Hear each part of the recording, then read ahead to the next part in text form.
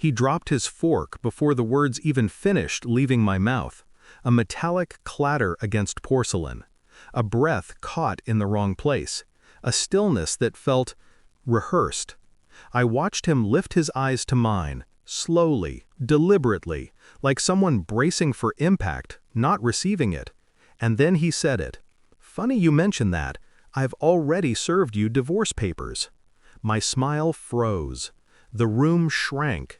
Time folded in on itself like something embarrassed to keep moving. Divorce papers. Served. Already.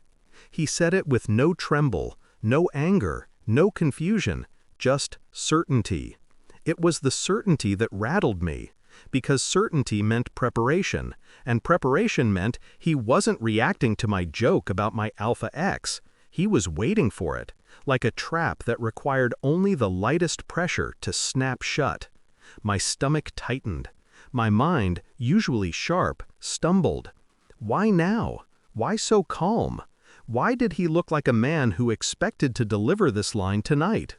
He pushed his plate away and sat back, arms relaxed, eyes studying me the way someone studies a puzzle they've already solved but enjoy watching fall apart piece by piece.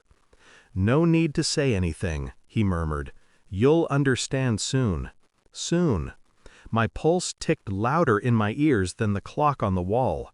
Something was already coming for me. Something he had seen, known, planned around. And I realized, with a cold clarity, I wasn't dealing with the quiet husband I thought I married. I was sitting across from a man who knew something I didn't. A man who had waited for this moment. And suddenly, the joke I made, it wasn't a provocation. It was the trigger he'd been waiting for. It started 2 weeks earlier. A single message, one I should never have seen. His phone screen lit up during a meeting. A preview, just a line, "Did she tell you yet?" No name, just a number. When he returned, he saw me looking at the phone. He didn't snatch it away or get nervous. He simply locked it and smiled. A patient smile, a calculating one. That was the moment the unease began, though I buried it beneath my usual confidence. He became quieter, colder, observant. Some nights he didn't sleep. He just sat at the edge of the bed, staring at nothing, as if waiting for confirmation of a suspicion he already believed. And the worst part? He stopped asking me where I went, stopped asking who I was talking to, stopped caring, at least on the surface. Indifference is dangerous. Indifference means someone has crossed an emotional finish line. I told myself he was stressed, overworked, distracted, but deep down, in the hollow space between my ribs, I felt the shift. He wasn't pulling away. He was preparing an exit.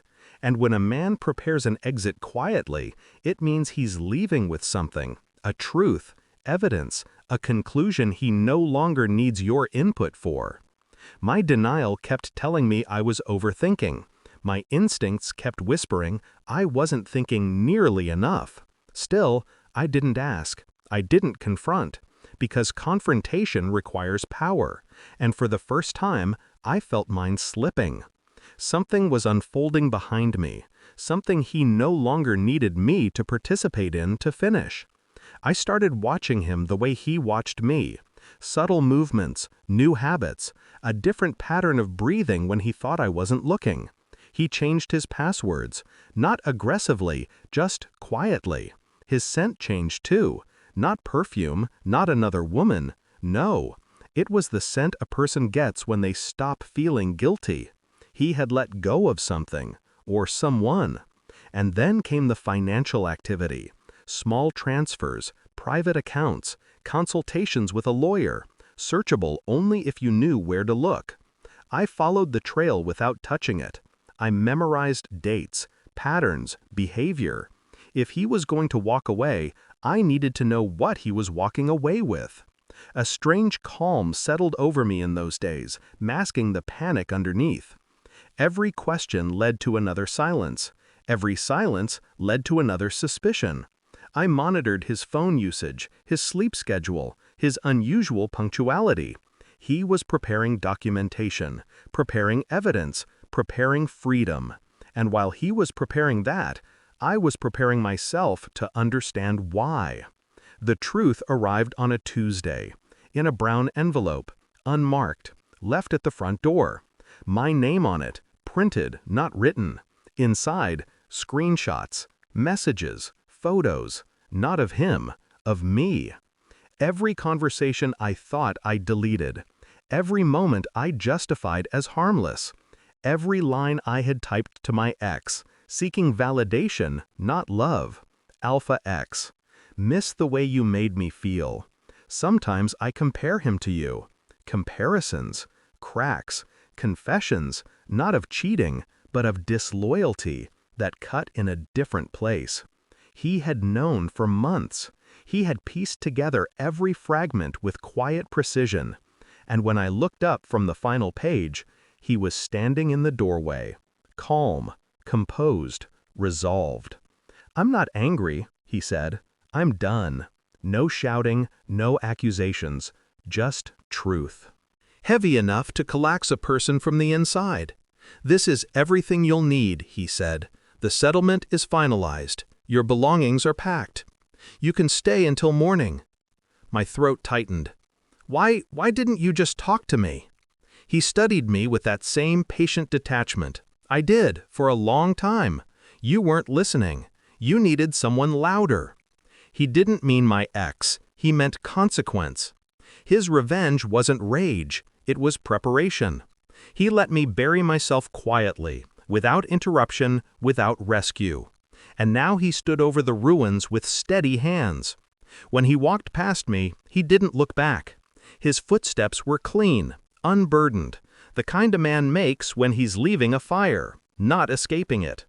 I sat alone at the table, surrounded by evidence of my own subtle betrayals, emotional ones, the kind that don't leave bruises but leave fractures. Everything I had tried to hide had been seen. Everything I feared losing was already gone. He didn't destroy me. He simply stopped protecting me from myself. And the final thought that settled, cold and sharp, I tried to hurt him with a joke. He ended up reminding me what a real alpha looks like. Quiet, calculated, and already gone.